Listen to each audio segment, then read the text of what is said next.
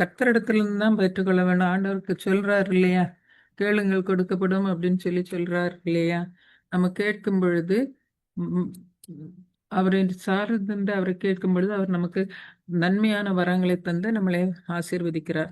இந்த நேரத்தை இந்த பாடத்தை எடுக்கும்படியாக நம்ம மத்தியில சகோதரர் டேவிட் சம்பத்குமார் வந்திருக்கிறாங்க. அவர் நமக்கு புதியவர் அல்ல. ஆம், அவரது கரங்கள்ல நான் இந்த நேரத்தை கொடுக்குறேன். தம்பி, இது உங்களுடைய நேரம்ப்பா. கடைசி நிமிஷத்துல தான் கூப்பிட்டு சொன்னேன், எனக்கு பாடம் எடுத்து கொடுத்துருங்கப்பா அப்படின்னு சொல்லி. உடனே சரி அக்கா அப்படின்னு சொல்லிட்டாங்க. ரொம்ப நன்றி தம்பி. கர்த்தர் உங்களை ஆசீர்வதிப்பாராக. உங்களுடைய ஊழியத்தையும் காட் பிளஸ் யூ. தேவனுடைய நாமத்துக்கு கனவும் மகிமையும் சதா காலங்களிலும் உண்டாவதாக. உண்மையிலே இந்த காலாண்டினுடைய பாடங்கள் அட்வந்த விசுவாசத்தில் இருக்கிறவர்கள் தெரிந்து கொள்ள வேண்டிய மிக முக்கியமான ஒரு பாடம். ஏனென்றால் இன்னைக்கு பரவலாக பல கிறிஸ்தவ சபைகள் இருக்கக்கூடிய அந்த காலத்துல அட்வந்த விசுவாசத்திலே இருக்கக்கூடியவர்கள், சபையிலே இருக்கக்கூடியவர்கள் அநேகருக்கு இது போன்ற சத்தியங்கள் கொஞ்சம் தெரியாமல் இருப்பது கஷ்டமான காரியம். அந்த ஓய்நாள் பள்ளி பாடத்தில் வந்ததுனால எல்லாருக்குமே இந்த பாடங்களை படித்து எல்லாருமே இதை தெரிந்து கொள்வார்கள் என்று நம்புகிறேன். பல்வேறு ஆவிக்குரிய வரங்கள் என்ற தலைப்பில் நாம் இன்றைக்கு படிக்கிறோம். பல்வேறு ஆவிக்குரிய வரங்கள்.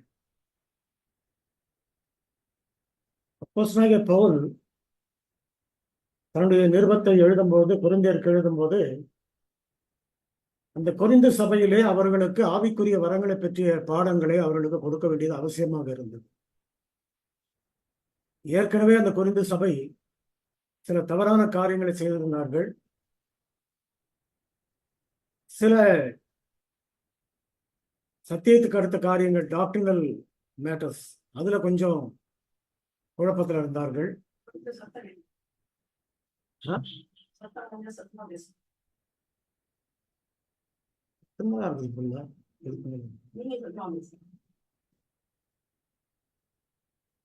இந்த டாக்டரினல் மேட்டர்ஸ்ல அவங்க கொஞ்சம் வீக்கா இருந்தாங்க, விவரம் தெரியாம இருந்தாங்க. அதற்கு அடுத்தபடியாக முக்கியமாக இந்த பரிசுத்தாவியின் வரங்களை பற்றி ஒரு குழப்பம் அவர்களுக்குள்ளே இருந்தது. அதே குழப்பம் இன்னைக்கு நமக்குள்ளேயும் இருக்கிறது.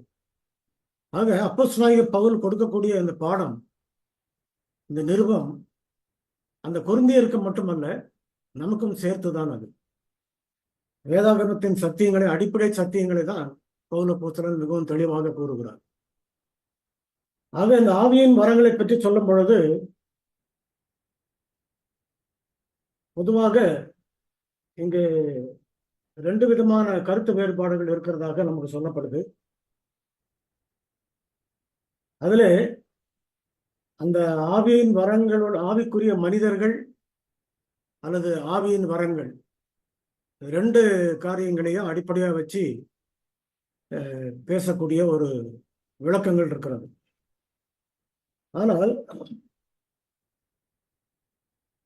இதுல ரெண்டு விளக்கங்களுக்கும் அந்த கிரேக்க வார்த்தையாகிய டான் நியோமேடிகான் அப்படின்ற அந்த வார்த்தை ரெண்டு விளக்கமும் கொடுக்கிறது. ஆனால் 4வது வசனத்துல, 12ஆம் அதிகாரம் 4ஆம் வசனத்துல அப்போஸ்தலனாகிய பவுல் திரும்பவும் என்ன சொல்லுகிறார்கள்? ஆவிக்குரிய வரங்களை பற்றி அவர் பேச ஆரம்பிக்கிறார்.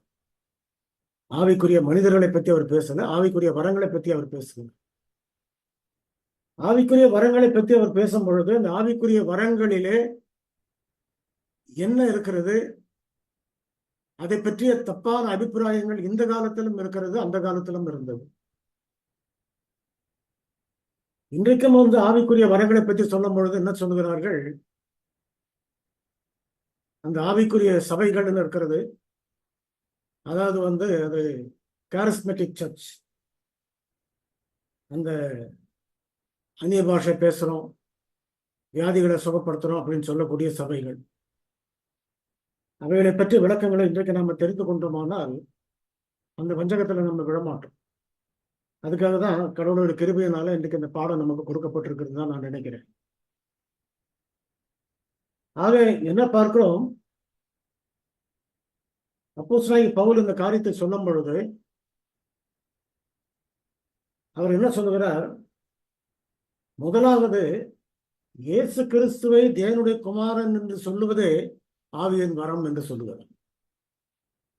இயேசு கிறிஸ்து தேவனுடைய குமாரன் என்று சொல்லுவதே ஆவியின் வரம் அப்படின்னு சொல்றார்.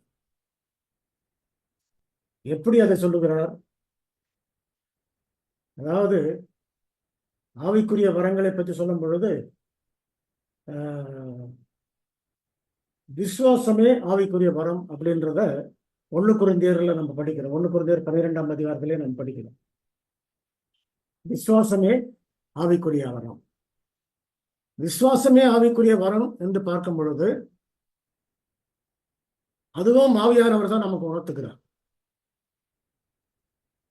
யோவான்ல ஆண்டவர் சொல்லும் பொழுது என்ன சொன்னார்? சத்திய ஆவியாகிய அவர் வரும்போது சகல சத்தியத்திலும் உங்களை நடத்துவார். வருகிற காரியங்களை உங்களுக்கு பின்வரும் காரியங்களை உங்களுக்கு அறிவிப்பார். பாவத்தை குறித்தும் நீதியை குறித்தும் கண்டித்து உணர்த்துவார். இதெல்லாமே ஆவியானவருடைய வேலை. ஆவியானவருடைய காரியங்களை குறித்து, அவருடைய வேலைகளை குறித்து, அவர் கொடுத்திருக்கிற பொறுப்புகளை குறித்து, அவராலே நமக்கு கிடைக்கக்கூடிய ரட்சிப்பின் நன்மைகள் என்ன என்பதை முழுமையாக வேதாகமத்திலே படித்து தெரிந்து கொள்ளாதனாலே அநேகர் இந்த காரியங்களிலே தவறுகிறார். ஏனென்றால் அதற்கு மிக பக்கத்திலே சாத்தான் தன்னுடைய வஞ்சகமான வலைகளை வைத்திருக்கிறார். அற்புதங்கள் அடையாளங்கள் செய்வது என்ற காரியத்திலே மிக பக்கத்திலே, மிக அருகாமையிலே அவனுடைய வஞ்சகங்களையும் ஒன்றாக வைத்திருக்கிறார். அவனுடைய வஞ்சகங்களை வைத்து இது கிறிஸ்துவால வரக்கூடிய ஆவிக்குரிய ஆசீர்வாதம் அப்படின்னு நம்ப வச்சிருக்கிறார். அதுதான் இன்னைக்கு நிறைய சபைகள் அந்த ஆபத்துல விழுந்திருக்கிறாங்க. அவர்கள் விழுவது பெரிய காரியம் அல்ல, ஆச்சரியம் இல்லை. அட்வந்த விசுவாசத்தில் இருக்கக்கூடிய பிள்ளைகளும் இந்த காரியங்கள் தெரியாததுனால அநேகர் இந்த காரியங்களை மேற்போக்காக பார்க்காதபடி அது ரொம்ப ஆழமா போய் ஆவியானவர்களுடைய கிரியைகள் இப்படிதான் இருக்கும்னு சொல்லி அவர்கள் இந்த சபைகளிலே இருக்கக்கூடிய காரியங்களை அவர்களும் ஏற்றுக்கொள்கிறார்கள். கொஞ்சம் கொஞ்சமாக அந்த செல்வாக்கு, இந்த காரிஸ்மெட்டிக் மூவ்மெண்ட் சொல்லக்கூடிய அந்த பெந்தகோஸ்து சபையினுடைய செல்வாக்கு கொஞ்சம் கொஞ்சமாக நம்முடைய சபைகளிலே வருகிறது. அப்படிதான் சாத்தான் உள்ளே நுழைந்து கொண்டு வருகிறாங்க. அதுல நாம் என்ன பார்க்கிறோம்? இயேசு கிறிஸ்துவை தேவனுடைய குமாரனாகிய இயேசு கிறிஸ்து என்று ஏற்றுக்கொண்டு விசுவாசித்து ஏற்றுக்கொள்வதே ஆவியின் வரம். ஏனென்றால் ஆவியின் வரங்களிலே சில பட்டியல் கொடுத்திருக்கிறார். அந்த பட்டியலிலே முதலாவது வரக்கூடியது விசுவாசம் என்பதும் ஆவிக்குரிய வரம். அப்போ இன்னைக்கு அந்த சபையில் உள்ளவர்கள் என்ன கேட்கிறார்கள் என்றால், நீங்கள் ஆவிக்குரிய வரங்களை பெற்றிருக்கிறீர்களா, இல்லை நீங்க ரட்சிக்கப்பட்டீர்களா, நீங்கள் இயேசு கிறிஸ்துவை ஏற்றுக்கொண்டீர்களா? இந்த கேள்விகளை கேட்கிறார்கள். நான் ஒரு சில சமயங்களிலே சில இடத்துல நான் ராஜபாளையம் அந்த மாதிரி இடங்களிலே ஊழியத்தில் போன போது இந்த மாதிரி அனுபவங்களை நான் சந்திச்சிருக்கிறேன். அவங்க என்ன கேட்டாங்க, நல்லா பிரசங்கம் பண்றீங்க, நல்லா பேசுறீங்க, நல்ல விளக்கங்களை கொடுக்குறீங்க வேதாந்தத்துல, ஆனா அவங்கள்ட்ட ஆவியின் வரங்கள் இல்லையே அப்படின்னாங்க. அவங்கள்ட்ட இல்லைன்னு சொன்னப்போ இந்த வசனத்தை தான் அவங்களுக்கு எடுத்து கொடுத்தேன். வரங்கள்ல என்ன வித்தியாசம் உண்டு, அந்த வரங்கள் எத்தனை வகை வரங்கள் என்றதை விளக்கம் சொல்றார் பவுல் அப்போஸ்தலன். அதுல முதலாவது வரமாக விசுவாசத்தை சொல்லுகிறார். ஆக ஒரு மனுஷன் விசுவாசித்து கிறிஸ்துவை ஏற்றுக்கொண்ட போதே அவன் ஆவியின் வரங்களை பெற்றுக் கொள்கிறான். அவன் அந்நிய பாஷை பேசினாதான் வரங்களை பெறுவது, அல்லது மற்ற அதிசயங்களையும் அற்புதங்களையும் செய்வதுதான் வரங்களை பெறுவது அப்படின்றது கிடையாது. ஆவியின் வரங்களை பெறுவதில் 2 நிலை இருக்கிறது, 2 ஸ்டேஜ். அது என்ன? முதலாவது விசுவாசத்துக்குள் கிறிஸ்துவை சொந்த இரட்சகராக ஏற்றுக்கொண்டு அவர்தான் தேவனுடைய குமாரன், தாவீதின் குமாரன், பிதாவுக்கு ஒரே பேரான குமாரன் அப்படின்றத விசுவாசத்தை ஏற்றுக்கொள்ளக்கூடியதே ஆவியின் வரம், முதலாவது வரம். இந்த முதலாவது வரம் வந்த பிறகு அவர்கள் பரிசுத்தமான பிறகு பரிசுத்தமாகக்கூடிய அனுபவத்துக்குள்ளே வருவதும் ஆவியானவருடைய வேலை. நீதியை குறித்தும் சத்தியத்தை குறித்தும் கண்டித்து உணர்த்துவதும் ஆவியானவருடைய வேலை. ஒவ்வொன்றாக ஆவியானவர் செய்து கொண்டே வருகிறார். எல்லாம் செய்து வந்த பிறகு பரலோகத்தில் இருக்கக்கூடிய பிதா, குமாரன், பரிசுத்த ஆவி 3 பேரும் ஒன்றாய் இருக்கிறது போல இங்கு சபை ஒருவரோடு ஒருவர் ஒற்றுமையாக ஐக்கியமாக ஒன்று கூடி வந்த பிறகுதான் ஆவியானவரை ஊற்றுகிறார். ஆவியானவருடைய ஊற்றுதல் வேற, ஆவியானவராலே முத்திரை போடப்படுறது வேற. உங்களுடைய வேதாகமத்துல எபேசியர் புத்தகத்தை கொஞ்சம் எடுத்தவங்க வாசிங்க. எபேசியர் 1ஆம் அதிகாரம்.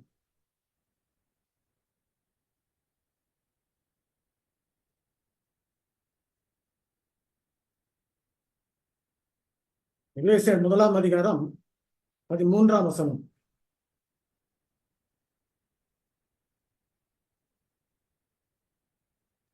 எல்லாரையும் அன்மியூட் பண்ணி விட்டு இருக்கிறேன், அதனால நீங்க எடுத்து வாசிக்கலாம். சரி, நானே வாசிக்கிறேன். நீங்களும் உங்கள் ரட்சிப்பின் சுவிசேஷமாகிய சத்திய வசனத்தை கேட்டு விசுவாசிகளான போது வாக்குத்தத்தம் பண்ணப்பட்ட பரிசுத்த ஆவியினாலே அவருக்குள் முத்திரை போடப்பட்டீர்கள். கிறிஸ்துவை விசுவாசிக்கும் போது நம்ம முத்திரை போடப்படுகிறோம். அது பரிசுத்த ஆவியினுடைய வேலை, அது பரிசுத்த ஆவியினுடைய வேலை. ஆனால் கிறிஸ்துவை விசுவாசித்த பிறகு, நாம முத்திரை போடப்பட்ட பிறகு கிறிஸ்துவுடைய நீதிக்குள்ள நம்ம வளரணும். கிறிஸ்துடைய குணங்களே நம்ம பிரதிபலிக்கத்தக்கதாக நம்ம வழிநடத்தப்படுறோம். அப்படி வழிநடத்தி கொண்டு போகும் பொழுது நமக்கு சிக்ஷைகள், கடிந்து கொள்ளுதல்கள், கிருபை, இரக்கம் இதெல்லாமே தேவனுடைய கரங்களிலிருந்து எல்லாமே பூரணமான வரமாக ஜோதிகளின் பிதாவிடத்திலிருந்து நமக்கு இறங்கி வருது. ஆக இவைகளை நம்ம பெற்றுக்கொள்ளும் பொழுது நம்முடைய மனம் மாறிக்கொண்டே வருகிறது. மாறிக்கொண்டு வந்து அதுக்கு பிறகு அந்த ஐக்கியத்தை, பரலோகத்தினுடைய ஒற்றுமையை நாம் இங்க கொண்டு வந்து எல்லாரும் ஒருமனப்பாடு ஆன பிறகுதான் பரிசுத்தாவினுடைய ஊற்றுதல். பரிசுத்தாவினுடைய ஊற்றுதல்லாம் எப்படி இருக்கும்? அது நம்ம இங்க வசனத்துல பார்த்தோம், முத்திரை போடப்பட்டோம் பரிசுத்தாவியினாலேன்னு பார்த்தோம். முத்திரை படுவது பரிசுத்தாவின் முத்திரை போடுவது அவருடைய வசன தேவனை நம்ம ஏற்றுக்கொண்டு அவரை விசுவாசிப்பது, கிறிஸ்துவை சொந்த ரட்சகராக ஏற்றுக்கொள்வது. ஏற்றுக்கொள்ளும் போது கிடைக்கக்கூடிய முதலாவது முத்திரை பரிசுத்தாவியின் முத்திரை. அதை தான் நம்ம எபேசியர்ல படிக்கிறோம். இதற்கு அடுத்தபடியாக அப்போஸ்தலர் புத்தகத்தை கொஞ்சம் திருப்பி பாருங்க. அப்போஸ்தலர் புத்தகத்துல அவர் என்ன சொல்றாரு? 16ஆம் வசனத்திலிருந்து வாசிக்கிறேன். தீர்க்கதரிசியாகிய யோவேலினால் உரைக்கப்பட்டபடியே இது நடந்தேறுகிறது. யோவேல் புத்தகத்துல இந்த தீர்க்க தரிசனம் நமக்கு சொல்லப்பட்டிருக்கிறது. கடைசி நாட்களில் நான் மாம்சமான யாவர் மேலும் என் ஆவியை ஊற்றுவேன். அப்பொழுது உங்கள் குமாரரும் உங்கள் குமாரத்திகளும் தீர்க்க தரிசனம் சொல்லுவார்கள். உங்கள் வாலிபர்கள் தரிசனங்களை அடைவார்கள். உங்கள் மூப்பர் சொப்பனங்களை காண்பார்கள். என்னுடைய ஊழியக்காரர் மேலும் அந்நாட்களிலே என் ஆவியை ஊற்றுவேன். அப்பொழுது அவர்கள் தீர்க்க தரிசனம் சொல்லுவார்கள். இது எப்ப நடக்கிறது? கடைசி நாட்களில் ஆவியை ஊற்றும் போது நடக்கக்கூடியது. இந்த ஆவியை ஊற்றும் போது நடக்கக்கூடிய ஒரு காரிய அனுபவத்தை நம்ம அதே புத்தகத்துல, தீர்க்கதரிசன புத்தகத்தில் படிக்கிறோம். நம்ம அவர் ஏற்ற வேளையிலே முன்மாறியையும் பின்மாறியையும் பெய்ய பண்ணுவார் அப்படின்னு சொல்லப்பட்டிருக்கு. கடைசி நாட்களில் வரக்கூடிய முன்மாறி பின்மாறி இந்த ரெண்டு அனுபவத்துல தான் அவர் ஆவியை ஊற்றுகிறது. ஆவியை ஊற்றுகிறது வேற, பரிசுத்தாவியினாலே முத்திரை போடப்படுகிறது வேற. அதிகப்படியான ஆவியை நமக்கு ஊற்றும் போதுதான் நம்ம ஆவியின் வரங்களாகிய காரியங்களை நம்ம செய்வோம். வியாதியரசரை சுகப்படுத்துறதும் தீர்க்க தரிசனம் சொல்றதும் அப்பதான் நம்ம செய்வோம். அந்நிய பாஷை பேசுறதுன்றது என்ன? அந்நிய பாஷையை பத்தி என்ன சொல்லப்படுது வேதாகமத்துல? ஒருவனுக்கு பல பாஷைகளிலே பேசுகிற வரமும், இன்னொருவனுக்கு அவைகளுக்கு விளக்கம் கொடுக்கிற வரமும், ரெண்டுமே அங்க இருக்கிறது. சும்மா அங்க இருந்துகிட்டு உட்காந்துக்கிட்டு கத்துறதுல அதுல பரிசுவாகி கிடையாது. அதை அவரை தூஷிக்கிற மாதிரி தான் ஆகிப்போச்சு. ஆகையினால இதை நல்லா நம்ம புரிஞ்சுக்கொள்ளணும். சில இடங்களில நம்ம போகும்போது, ஊழியத்துக்கு போகும்போது நாமளே ஏமாந்துட வேண்டிய சூழ்நிலை ஏற்பட்டுரும்.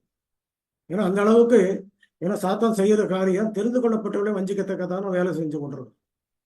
நாம தான் தெரிந்து கொள்ளப்பட்டவர்கள். ஆக நம்ம அந்த ஆபத்துல நிச்சயமாக நம்ம மாட்டிக்கொள்வது நிச்சயமாக இருக்கும். அப்படி வராதபடிக்கு தான் தேவனுடைய வசனம் நம்மளை காப்பாற்றுகிறது. ஆக என்ன பார்க்கிறோம்? என்ன சொல்லுகிறார்?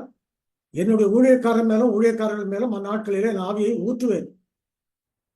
அந்த ஊற்றின பிறகு வரக்கூடியதுதான் அந்த முன்மாரியும் பின்மாரியும். முன்மாரியின் காலத்துல எருசலேம் மேல் வீட்டில் அவர்கள் அந்நிய பாஷைகளை பேசினார்கள். அவர்கள் பேசின பாஷை அவரவர் பாஷையிலே பேசினார்கள், அது எல்லாருக்கும் விளங்கினது. அவரவர் பாஷையிலே பேசினார்கள், அது எல்லாருக்கும் விளங்கினது. அது ஆவியின் வரம். இப்ப அந்த முன்மாறி முடிந்து போய் பின்மாரியினுடைய காலத்துக்கு நம்ம காத்து கொண்டிருக்கோம். ஆதி சபையிலே அவர்கள் கூடி வரும்பொழுது எப்படி இருந்தார்களோ அதே போலதான் கடைசி நாட்களிலே தேவனுடைய பிள்ளைகள் இருக்க போகிறார்கள். அதே நேரத்தில் அப்போஸ்தலர் 1ஆம் அதிகாரத்திலேயே நம்ம முதல் வசனத்திலே ஒரு முக்கியமான விஷயத்தை நம்ம படிக்கணும். பெந்தகோஸ்து எனும் நாள் வந்த போது அவர்கள் எல்லாரும் ஒருமனப்பட்டு ஒரு இடத்தில் வந்திருந்தார்கள். Oneness of mind. ஒருமனப்பாடு என்று சொன்னால் என்ன அர்த்தம்? ஒருமனப்பாடு என்று சொல்லும் பொழுது ஆண்டவராய் கிறிஸ்து யோவான் 17ஆம் அதிகாரத்தில் அவர் சொல்லும் போது சொல்லுகிறார், நாம் ஒன்றாய் இருக்கிறது போல அவர்களும் நம்மில் ஒன்றாய் இருக்கும்படி. பிதாவை தாழ்த்தி குமாரன் பேசுறது இல்லை, குமாரனை தாழ்த்தி பிதா பேசுறது இல்லை, இல்ல பரிசுத்தாவியை தாழ்த்தி இவர் பேசுறது இல்லை. இன்னொன்னு நம்ம என்ன பார்க்கிறோம்னாக்க இதே அந்த 12ஆம் வசனத்துல வரங்களிலே வித்தியாசம் உண்டு, ஆவியானவர் ஒருவரே. ஆவி ஒன்று அப்படின்னு சொல்லல, ஆவியானவர் ஒருவரே. அது ஒரு பர்சனல் நவுன். அது பரிசுத்த ஆவியானவர், அவருக்கு மட்டும்தான் அந்த பேர் கொடுக்க முடியும். அவர் ஒருவரே. ஒருவரேன்னு சொல்லும் போது ஒரு ஆள் தத்துவம் உள்ளவர். இன்னைக்கு பரிசுத்தாவியானவர் ஆள் தத்துவமே இல்லைன்னு சொல்லி பேசுறவங்களும் நிறைய பேர் இருக்கிறாங்க. அதை நம்புகிற சில அட்வந்த விசுவாசிகள்கிட்ட கூட நான் பைபிள் ஸ்டடி கொடுக்கும்போது விளக்கம் சொல்ல வேண்டியதா போச்சு. அதனால என்ன பார்க்கிறோம் இங்க, இந்த ஆவியானவர் அவருடைய வேலை வேற, பிதாவுடைய வேலை வேற, குமாரனுடைய வேலை வேற. அந்த 3 வேலைகளையும் நமக்கு இந்த பாடத்துல நமக்கு இன்னைக்கு படிக்கிறோம். பிதாவானவர் நம்ம செய்யக்கூடிய நற்கிரியைகளே அவர் நம்மிடத்திலிருந்து நடத்துகிறாராக இருக்கிறார். பரிசுத்த ஆவியானவர் இந்த வரங்களை கொடுப்பதும் நம்மை சத்தியத்துக்குள்ளே வழிநடத்தி கொண்டு போவதும் அவருடைய வேலை. குமாரனுடைய வேலை, கர்த்தராகிய இயேசு கிறிஸ்துவுடைய வேலை ஊழியத்தை செய்வது. அவர் சர்வீஸ் பண்றவர். இவருடைய பரிசுத்தாவினுடைய வேலை வேற, பிதாவினுடைய வேலை வேற. ஆக 3 பேரும் அவர்கள் வேலை செய்தாலும் பரிசுத்தாவியானவர் குமாரனை தாழ்த்துறதில்ல, இல்ல பிதாவை தாழ்த்துறதில்ல, இல்ல குமாரன் பரிசுத்தாவியை தாழ்த்துறதில்ல, பிதாவை தாழ்த்துறதில்ல, பிதாவும் குமாரனையும் பரிசுத்தாவியும் தாழ்த்துறதில்ல. அதைதான் அவர் சொல்றாரு, நாம் ஒன்றாய் இருக்கிறது போல. ஒன்றான மெய்தேவன்றத கூட நிறைய பேருக்கு குழப்பம் இருக்குது. ஒன்றான மெய்தேவன் என்றது தனித்தனி ஆள் தத்துவம், குணம் ஒரே குணம். பிதா என்ன செய்ய வேண்டும் என்று இருக்கிறாரோ அதை தான் குமாரன் செய்கிறார். குமாரன் என்ன செய்ய வேண்டும் என்று இருக்கிறாரோ அதை தான் பரிசு ஆவியானவரும் செய்கிறார். பிரிவினைன்றது ஆள் தத்துவத்துல கிடையாது, நம்முடைய இருதயத்துல ஏற்படுறதுதான் பிரிவினை. இன்னைக்கு கிறிஸ்தவ சபைகளிலே என்கிட்ட அட்வந்தில இருந்து பிரிஞ்ச சபையில இருந்து ஒருத்தர் பேசினாரு என்கிட்ட. அவர்கிட்ட நான் ஒரு வார்த்தை சொன்னேன், இது சத்தியத்துக்கு அப்பாற்பட்ட காரியம், இதை நீங்க இந்த ஊழியத்தை நீங்க செய்ய முடியாது இந்தியாவில் அப்படின்னு சொல்லி அனுப்பிவிட்டேன். காரணம் என்னவென்றால் அவர்கள் சொன்னது பரிசுத்த ஆவியானவர் ஒருவர் கிடையாது, அது தேவனுடைய ஆவி, அவருக்குள்ள இருக்கிற குணம், அவருக்குள்ளே இருக்கிற சிந்தனை, அதுதான் ஆவி. ஆக பரிசுத்தாவியும் தனியா கிடையாது அப்படின்ட்டு. இன்னொரு சபையில போய் கேட்டாக்க கிறிஸ்துவே கிடையாது அப்படின்றாங்க. அப்போ இந்த மாதிரி சில பிரிவினைகள் நிறைய அதுல வந்துருச்சு. ஆனால் 3 வேலைகளை கொடுத்து வச்சிருக்கிறார் ஆண்டவர்.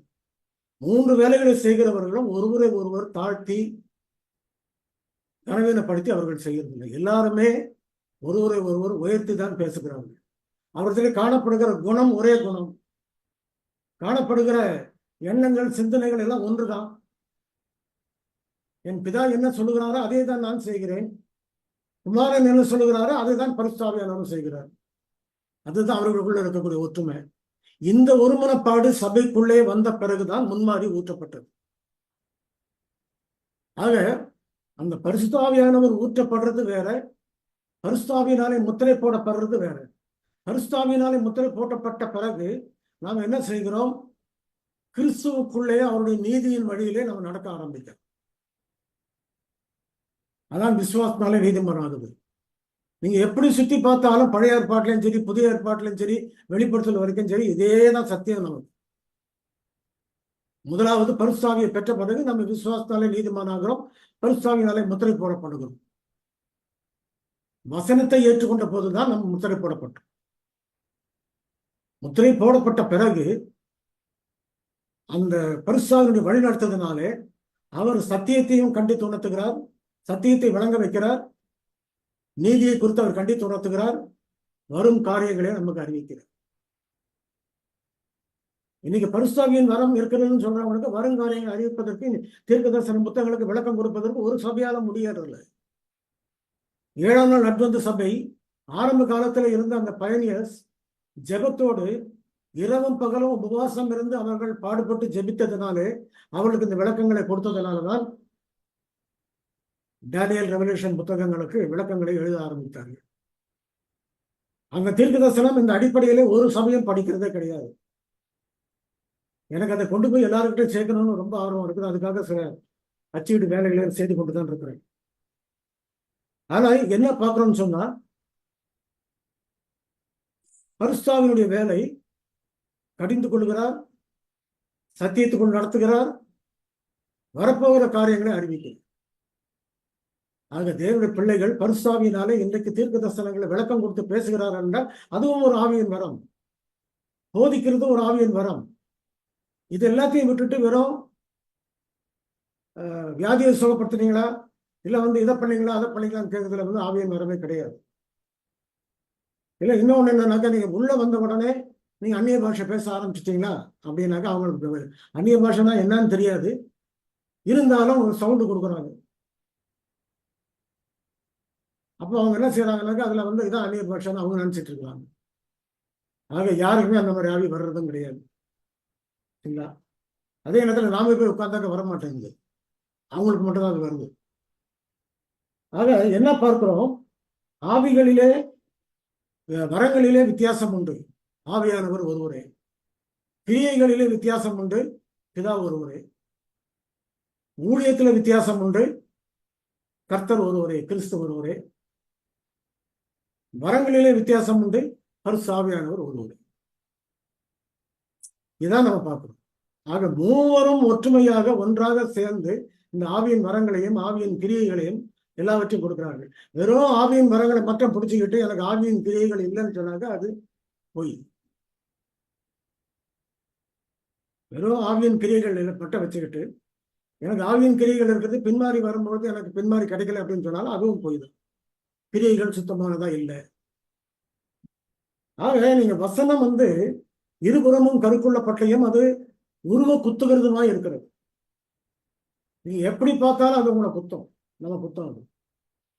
அதனாலதான் என்ன சொல்லுகிறார் அப்போஸ்தலனாகிய பவுல், இந்த பல்வேறு ஆவிக்குரிய வரங்களை பற்றி அவர் சொல்லும் பொழுது இந்த எல்லா வரங்களுமே நமக்கு தேவை. ஆனா ஆவியின் வரங்கள் எதுக்காக தேவை? ஆவியின் வரங்களை பற்றி சொல்லும் பொழுது அதே அதிகாரத்தில் அவர் சொல்லும் போது என்ன சொல்கிறார், எல்லாருக்கும் பக்தி விருத்தி உண்டாக. அந்த பக்தி விருத்தி உண்டாகல, சபையில ஒரு ஐக்கியம் வரலன்னு சொன்னாக்க, சபையில அந்த ஒற்றுமை வரலன்னு சொன்னா ஆவியின் வரங்களிலும் பிரயோஜனம் இல்லை, நம்ம செய்யக்கூடிய பிரசங்கங்களிலும் பிரயோஜனம் இல்லை, இன்னும் நாம சத்தியத்தை விளக்கம் கொடுக்கறதுலயும் பிரயோஜனம் இல்லை. எல்லாமே டோட்டல் ஃபெயிலியர். ஆக பரிசுத்தாவியின் வரத்தோடு நாம சத்தியத்தை எடுத்து சொல்லுவோமானால் கேட்கிற விசுவாசிகளுக்கு அது ஆவியின் வழிநடத்துதலாகவும் கிருபையாகவும் இரக்கமாகவும் இருக்கும். அதற்கு மேலே அவர்கள் ஆவியின் கனிகளையும் ஆவியின் கிரியைகளையும் பெற்றிருக்கிறார்கள், பிதாவானவர் அவர்களோடு இருக்கிறது. ஊழியங்களை செய்கிறார்கள். அந்த ஊழியங்களை செய்யும் பொழுது கிறிஸ்துடைய வழிநடத்துதலாலே அவர்கள் ஊழியங்களை செய்கிறார்கள். ஆக மூவரும் ஒருவராக நமக்கு ஒருமனப்பாடை கற்றுக் கொடுத்து நமக்கு ஒருமனப்பாட்டுக்குள்ளே கொண்டு வருகிறார். ஆக இந்த ஒருமனப்பாடு எருசலேம் மேல் வீட்டில் வந்ததுனாலதான் அவர்கள் முன்மாரியை பெற்றுக் கொண்டார்கள். அதே ஒருமனப்பாடு 7ஆம் நாள் அட்வென்ட் சபையில என்றைக்கு வருகிறதோ அன்றைக்குதான் நாம பின்மாரியை பெற முடியும். ஆக பின்மாரி ஊற்றப்படுறது வேற.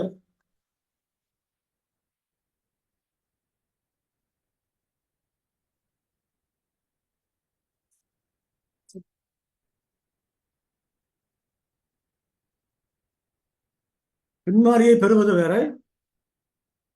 பின்மாரியால் அதாவது ஆவியானவர் ஊற்றப்படுவது வேற, பரிசுத்தாவியாலே முத்திரை போடப்படுவது வேற, நம்ம நற்கிரியைகளை செய்வதற்கு பிதாவானவர் கூட இருப்பது வேற.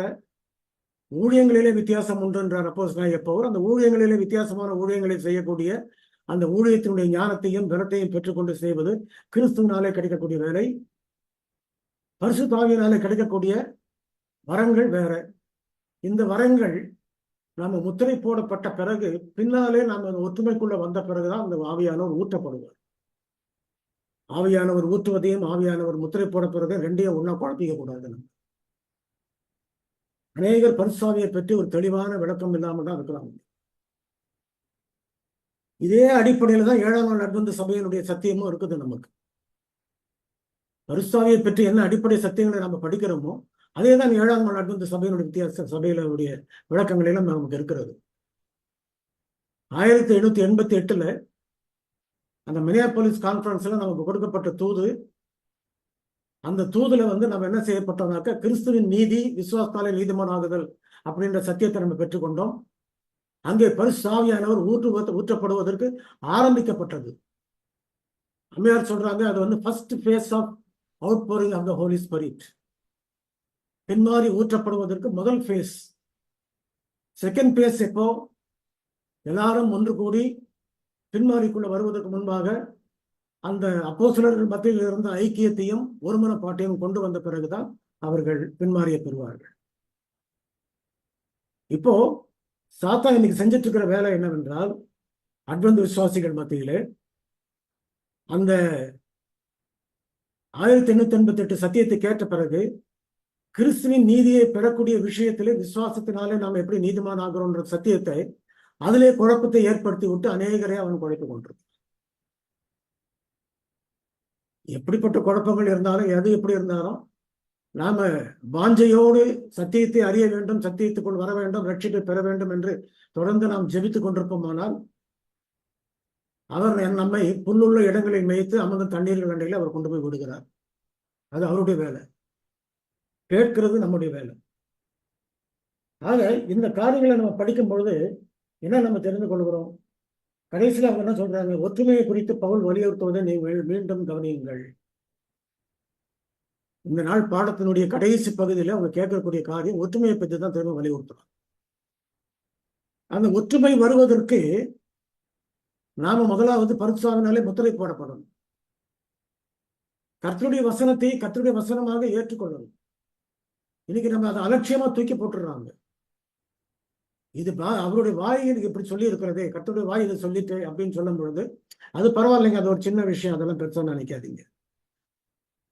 சத்தியத்துக்கு கீழ்ப்படுகிற விஷயத்துல சின்ன விஷயம் பெரிய விஷயமே கிடையாதுங்க. எல்லாம் ஒரே மாதிரியான கீழ்ப்படுதல் தான். ஆக ஒற்றுமையை குறித்து பவுல் வலியுறுத்தும் காரியங்கள் என்ன வலியுறுத்துறார்? அவர் திரும்பவும் என்ன சொல்கிறார் என்றால், அட்வென்ட் சபைக்கென்று இன்றைக்குரிய பாடத்துல என்ன முக்கியமாக இருக்கிறது அது இந்த பாடத்துல கொடுக்கப்படல. ஆனால் நான் திரும்பவும் நான் சொல்றேன், 1888 கொடுக்கப்பட்ட அந்த சத்தியத்தை நாம் தெளிவாக புரிந்து கொண்டு பரிசுத்த ஆவியினாலே முத்திரை போடப்பட்டு அதனாலே நாம் என்ன செய்ய வேண்டும் என்றால் ஒரு வசனத்திலே வழிநடத்தப்பட வேண்டும். அதற்கு பிறகு இதனால ஏற்படக்கூடிய சபையின் ஐக்கியம், ஒருமனப்பாடு தேவனுடைய பார்வையிலே சரி என்று பட்ட பிறகு நமக்கு பின்மாறி ஊற்றப்படும். அதற்கு முன்பாக எதுவும் செய்யாதபடிக்கு, எந்த ஆயத்தம் செய்யாதபடிக்கு, இந்த 1888 சத்தியத்தையும் நாம் ஏற்றுக்கொள்ளாதபடிக்கு பின்மாரிக்காக ஜெபம் பண்ணுங்கள் நம்ம 1000 நேரம் பண்ணாலும் நம்ம அதை பெற போறது. ஆகையினால் அதுக்குரிய ஆயத்தத்தை நம்ம செய்யணும். அதுதான் இன்னைக்குரிய பரிசுத்தாவியின் வரங்களை குறித்த பாடம். தேவன் தாமே இந்த பாடங்களை தெரிந்து கொண்டு அதனுடைய சத்தியத்தில் இருக்க தேவன் நமக்கு கிருபை செய்வாராக. ஆமீன். ஆமீன், ஆமீன். ரொம்ப அருமையான அந்த பாடத்தை எடுத்து கொடுத்தீங்க தம்பி. ரொம்ப நன்றி. கர்த்தர் உங்களை ஆசீர்வதிப்பாராக. இப்போ இந்த பாடத்துல ஒரே ஒரு கேள்வி கொடுக்கப்பட்டிருக்கிறது. தயவுசெய்து அந்த கேள்வியை கொஞ்சம் கவனமா சிந்தியுங்க. ஒற்றுமை குறித்து பவுல் வலியுறுத்துவதை மீண்டும் கவனியுங்கள். இது திருச்சபைக்குள் ஏன் மிகவும் முக்கியமானது அப்படின்னு ஒரு கேள்வி கொடுக்கப்பட்டிருக்கிறது. உங்களுடைய கருத்துக்களை சொல்லக்கூடிய நேரம். சொல்லப்பட்ட கருத்துக்களை திருப்பி சொல்லாம உங்களுடைய நீங்கள் ஏதாவது புதிய கருத்துக்கள் இருந்தால் அதை பகிர்ந்து கொள்ளுங்க. ரத்தின சுருக்கமா. தனி மனிதரையும் நம்முடைய சபையை குற்றப்படுத்தாமல் நீங்க உங்களுடைய கருத்துக்களை சொல்லுங்க. ரொம்ப அருமையா சகோதரன் நமக்கு இந்த பாடத்தை எடுத்து கொடுத்திருக்கிறாங்க. பல்வேறு ஆவிக்குரிய வரங்கள் என்ற தலைப்புல கர்த்தருக்கு நன்றி சொல்வோம். பல்வேறு அம்மா வந்திருக்கிறாங்க. ஒரு நிமிஷம் இருங்கம்மா, நான் உங்களை அட்மிட் பண்ணி விட்டுடுறேன். சொல்லுங்கம்மா. வணக்கம் சிஸ்டர். வாய்ப்புக்கு வணக்கம். நன்றி. பாஸ்டர் ரொம்ப நல்லா எடுத்தாங்க. அவங்க எப்போ எனக்கு இந்த சொன்னாங்கன்னா பாடம் நல்லா இருக்கும். பல இது சொல்லலாம் இந்த இந்த கேள்விக்கு. என்னன்னா, கடவுள் வந்து பைபிள் பூரா அன்பு, கடவுளே அன்பு. 10 கற்பனையில என்ன நேசிங்கன்னு சொல்லிட்டு 2வதுல என்ன சொல்றாரு? உங்களுக்குள்ள நேசிங்க. நம்ம நேசிக்கும் போது மத்தவங்கிட்ட வந்து போய் கடவுளை பத்தி சொல்லும் போது சிலுசா இருக்கும். ஏன்னா நம்ம அந்த அன்பை மத்தவங்களுக்கு காட்டுவோம். வாயால சொன்னா மட்டும் பத்தாது, நம்ம அதை காட்டுவோம். ஏன்னா நம்ம அது தகுந்த போல வாழ்வோம். இப்போ அது வந்து வெளியே, ஆலயத்துக்கு வெளியே. ஆனா ஆலயத்துக்கு உள்ள நம்ம வந்து அந்த அன்பு யூனிட்டி இல்லைன்னா கடவுள் நம்மகிட்ட கேட்கறத வந்து நம்ம செய்யல இல்லையா? அவரோட அன்பு நம்மளுக்குள்ள இருந்தது. ஏன்னா நம்ம ஒரு குடும்பம்ன்றோம். அப்போ ஒரு குடும்பம்னா அப்பா அம்மா பிள்ளைங்களுக்குள்ள அன்பு இருக்குதுல, அதே மாதிரி கடவுள் நம்மளுக்கு அப்பா. அந்த ஆலயம் நம்ம வீடு, நம்ம அந்த பிள்ளைங்க, அந்த குடும்பத்து அந்த ஆலயத்துக்குள்ள வாழற பிள்ளைங்க. அப்போ நம்ம யூனிட்டி இருக்கணும். யூனிட்டி இருந்தா பரிசுத்தோட இப்ப சொன்னீங்களா கலாத்தியர் 5:22 அதே மாதிரி அன்பு இருக்கும். ஒன்னா ஒத்துமையா இருந்தா அன்பு கடவுளோட எது எது செய்யுங்கன்னு சொல்றாரோ கரெக்டரு, அவரோட விதம், நடந்துற விதம், நேசிக்கிறது, மன்னிப்புறது, தாழ்மை எல்லாம் இருக்கும். நன்றி சிஸ்டர். நன்றி அம்மா, உங்களுடைய கருத்துக்கு. கர்த்தர் உங்களை ஆசீர்வதிப்பாராக. வேற யாராவது உங்களுடைய கருத்துக்களை பகிர்ந்து கொள்ள விரும்புகிறீங்களா? இன்னைக்கு நிறைய பேர் இருக்கிறீங்க. பாஸ்டர் ஐயா வந்திருக்கிறாங்க. ஐயா அட்மிட் பண்ணிக்காங்க. அதுக்கு அடுத்தது அன்புராஜ் ஐயா, பிலிப் ஐயா வந்திருக்கிறாங்க. ஐயா மிக அருமையாக பாடம் எடுத்து சொன்னாருங்க. இது மிக முக்கியமான பாடமும் கூட. கேக்குதம்மா? கேக்குதுங்கய்யா, கேக்குதுங்கய்யா, சொல்லுங்க. முக்கியமான பாடம் கூட. அதாவது இந்த ஸ்பிரிச்சுவல் கிஃப்ட்ஸ் அல்லது ஆவிக்குரிய வரங்கள் என்பது வந்துட்டு ஆண்டவர் நமக்கு கொடுத்திருக்கிற ஒரு பெரிய பரிசு, வெகுமதி என்று சொல்லலாம். இது கர்த்தராகிய இயேசுவானவர் பரலோகத்துக்கு சென்ற பிறகு பரிசுத்த ஆவியானவர் அனுப்புவேன்னு சொன்னார். அதே மாதிரி பரிசுத்த ஆவியானவர் வந்து இப்போ கிரியை செய்து கொண்டு இருக்காரு. இந்த இதில் வந்துட்டு இந்த ஆவிக்குரிய வரங்கள் முதலாவது சொல்லப்பட்டது வந்துட்டு ஃபெய்த், விசுவாசம். ஆக விசுவாசம் ஒன்று மட்டுமல்ல, நம்ம கொடுக்கப்பட்டது பல விதமான வரங்களை தேவன் தந்திருக்கிறார். சரி, எதற்காக இந்த வரங்களை தந்திருக்கிறார் சொன்னால், ஆலயத்தில் அன்போடும் ஒற்றுமையோடும் சமாதானத்தோடும் அன்போடும் ஊழியம் நடைபெறுவதற்காக தேவன் கொடுத்தாருங்க. இது எப்படி நடைபெறுன்னு சொன்னால், நம்முடைய சரீரத்தில் ஒரே அவயவம் அல்ல, பல அவயவங்கள் சேர்ந்தது தான் ஒரு சரீரம். அதே மாதிரியாக தேவன் கருதி கொடுத்தாருங்க. ஆலயத்தில் பலர் இருக்கிறாங்க. எல்லாரும் ஒரே மனிதர் அல்ல, பலர் வித்தியாசமான மனிதர்கள். பல ஒவ்வொரு மனுஷனும் ஒரு வித்தியாசமான காரியத்தை செய்யறதுல தேர்வு பெற்றவனா இருப்பான். உதாரணமாக, கை செய்கிற வேலை வந்து கால் செய்யாது, கால் செய்கிற வேலை வந்து கண்ணு செய்யாது. இப்படியாக நம்ம அவயவங்கள் அதாவது அந்தந்த வேலை செய்யும். அதே மாதிரியாக நமக்கு கூட ஆண்டவர் வந்து யார் யாருக்கு என்ன கொடுக்கணும்னு தெரிந்த அந்த ஆசீர்வாதங்கள் அனுப்புகிறார் என்பதை இந்த பாடத்தில் நம்ம பார்க்குறோம். எல்லாம் ஒன்று எனக்கு இதுலையே, அதாவது குணமாக்குற வரலையே, ஜெபம் செய்த மாத்திரத்துக்கு ஒரு மனுஷன் உயிரோடு வர்றதில்லை அப்படின்னு சொல்லி வருத்தப்பட வேண்டிய அவசியமே இல்லை. ஐயா மிக அழகாக சொன்னாருங்க. இயேசுவானவர் தேவன் என்று நம்ம சொல்றதே ஒரு வரம். ஏன்னா இப்படி இருக்கும்போது நமக்கு வந்துட்டு எல்லா வரங்களும் நம்ம கையில் இருக்கணும்னு சொல்லி இருக்காது. கடவுள் எல்லாவற்றையும் கொடுத்தல ஒரே ஆளுக்கு, மற்றவர்களுக்கு கொடுக்கணும். எனவே தேவன் ஒவ்வொருத்தருக்கும் ஒரு வரம் கொடுத்துருக்காரு.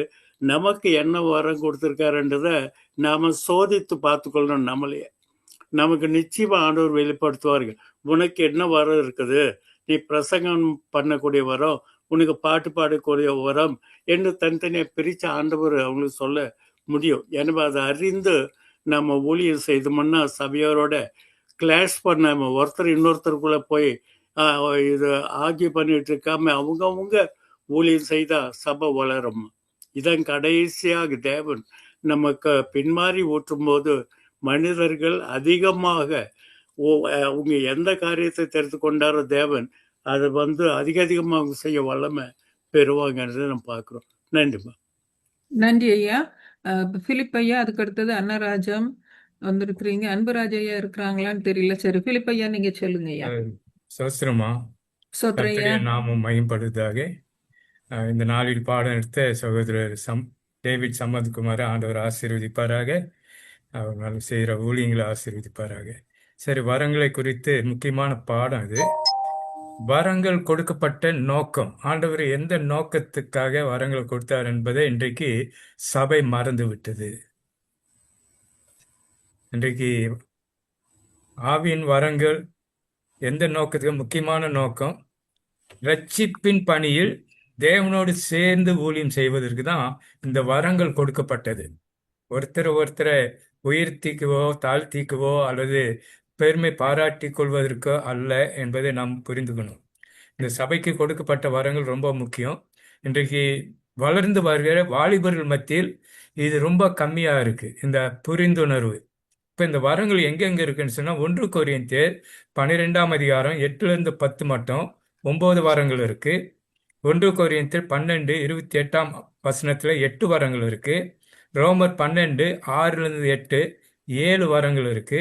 எபேசியர் 4ஆம் அதிகாரம் 13வது வசனத்தில் 5 வரங்கள் இருக்கு. இதை நம்ம புரிந்துக்கிட்டோன்னு சொன்னா எந்த பிரச்சனையும் வராது. சபையில் குடும்பத்திலையும் பிரச்சனை இருக்காது.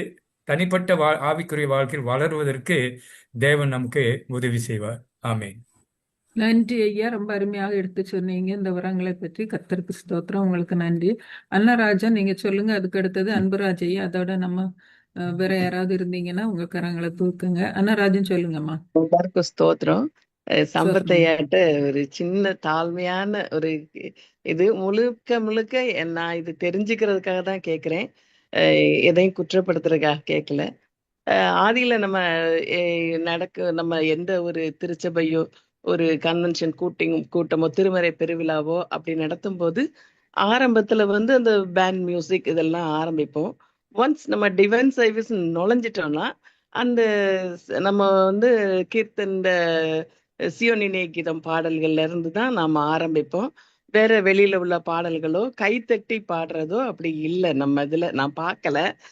ஆனா அது அப்படி நம்ம டிவைன் சர்வீஸ் ஆரம்பிச்ச பிறகு நம்ம இந்த பரிசுத்த ஆவியானவர் வரங்கள் அப்படிங்கிற அந்த அடிப்படையில நான் வரேன். கைத்தட்டி பாடலாமா, இல்ல ஒரு அல்லேலூயா சொல்லுங்களேன் அப்படின்னு சொல்லும் போது நம்ம அந்த அல்லேலூயாவை சத்தம் போட்டு சொல்லலாமா, கைத்தட்டலாமா அந்த பாடும்போது, உற்சாகமா கைத்தட்டி பாடுங்க டிவைன் சர்வீஸ்ல நடக்கும்போது அப்படி செய்யலாமா, அது எனக்கு தெரியல. அதட்டி வாரும் ஆண்டவரே தாரும் ஆண்டவரே அப்படி நம்ம தேவன்கிட்ட கேட்கலாமா, இது எனக்கு தெரியல. இப்போ நிறைய இடங்கள்ல நான் இதை பார்க்கும்போது நான் எனக்கு கூனி கூசி குறுகி போயிடுறேன். ஏன்னா இப்படி நம்ம பார்க்கல. இப்போ நம்ம அது பார்க்கும்போது அது நம்ம இப்ப ஐயா சொன்னது மாதிரி எங்கேயோ போய்கிட்டே இருக்கோ சபை அந்த மாதிரி. அதுக்காக நான் விளக்கம் கேட்கிறேன். இது செய்யலாமா வேண்டாமா? அந்த டிவைன் சர்வீஸ்ன்னும் போது அது தெய்வீக ஆராதனை நம்ம சொல்றோம். அந்த தெய்வீக தன்மையை நம்ம குலைச்சிராதபடி நடந்துக்கலாமா, இல்ல ஆமேன்னு சொல்லுங்க அல்லேலூயா சொல்லுங்கன்னு சொன்னா நம்ம சொல்லலாமா, கை தட்டலாமா? ஐயா அது தாழ்மையா கேட்கிறேன். இது எனக்காக இதை விளக்கப்படுத்துங்க ஐயா. தம்பி சொல்லுங்கப்பா. நீங்க கேட்டதுல தவறே கிடையாதும்மா. அதுதான் முக்கியமான கேள்வி, கேட்க வேண்டிய கேள்வி அது. அதனால அது விளக்கம் சொல்றது அவருடைய ஊழியக்காரர்களுடைய கடமை.